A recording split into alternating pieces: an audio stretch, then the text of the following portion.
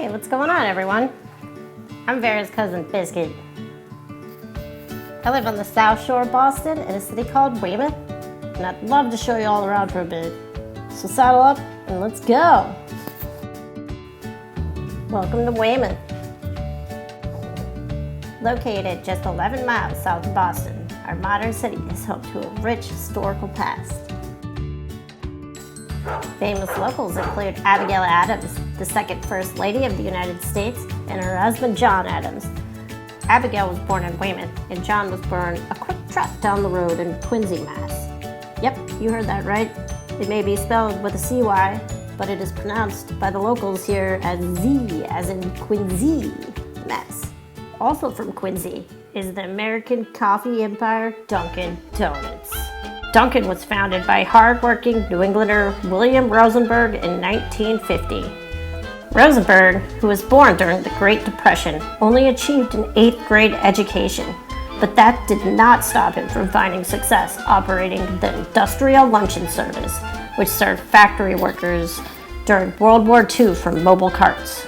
Let's get back to our other locals, John and Abigail Adams. Born to a prominent Weymouth family in 1744, Abigail was an early advocate for women's rights and education.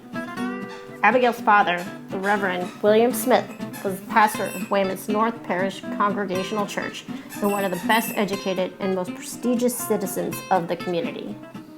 Unsatisfied with this as the status quo, Abigail helped herself to her father's library. In 1800, the Adams became the first family to occupy the White House after the capital moved from Philadelphia to Washington, D.C. With them, they brought their 2 dogs, Satan and Juno, as well as their horse Cleopatra.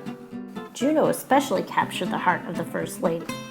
In a letter to her granddaughter, Carolyn Smith, Abigail wrote, "If you love me, you must love my dog. And you will be glad to learn that Juno yet lives, although, like her mistress, she is gray with age."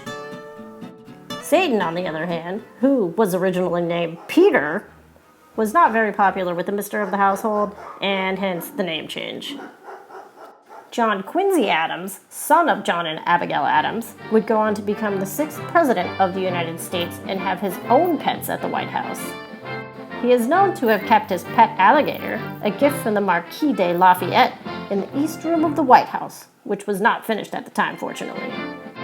The legend has it that Adams would surprise unsuspecting visitors by taking them to the room where his pet alligator lived. Although John Quincy's alligator was the first presidential alligator, it would prove to not be the last.